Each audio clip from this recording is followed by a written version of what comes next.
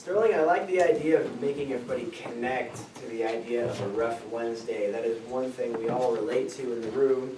It's getting up very early in the middle of hump day, in the middle of the week, and trying to figure out how we're going to drudge through this. I don't believe that is a proper context. They gave me half a point right there. Your body language was relaxed. That was the purpose of the point, was to make sure that your body language was natural. One of the important things here when we're doing one of these talks is that your body language is natural and not rehearsed, right? We want to seem prepared, but at the same time, so if we're like way over the top and everyone's like, come on, give us a break type of deal, and you didn't do that, it looked natural, the audience connects to you. You do something, and I don't know if it's something you can actually teach people, but when you get up in front of the audience, you have this natural presence, at least where I want to listen to you and connect to you.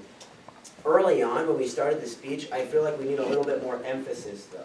Like on the Wednesday morning, especially with a body language type speak, if we could come out the gates a little bit more and get it, it was kind of soft.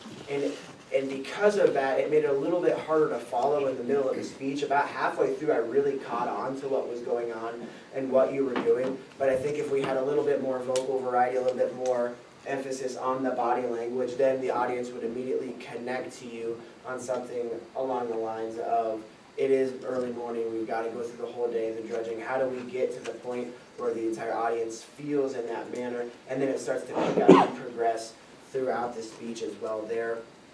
It was great. Because of you have that presence, there should be no drudging throughout the speech on that. It should be a little bit more upbeat in tempo, and I think everyone could connect on that because you do have that presence involved.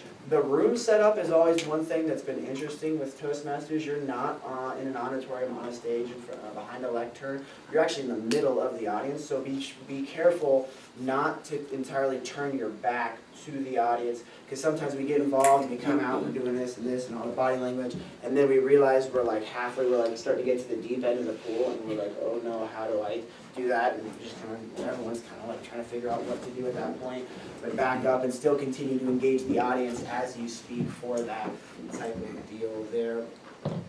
You're close to being a really well-rounded speaker. You can see like the different parts of your speech coming together. If we could put it all together, continue to run it by a mentor, and continue to prep. If we had all that together, you'll be phenomenal, and I think you're going to continue to grow. It's a pleasure to watch you speak in our group. So, thanks, everyone.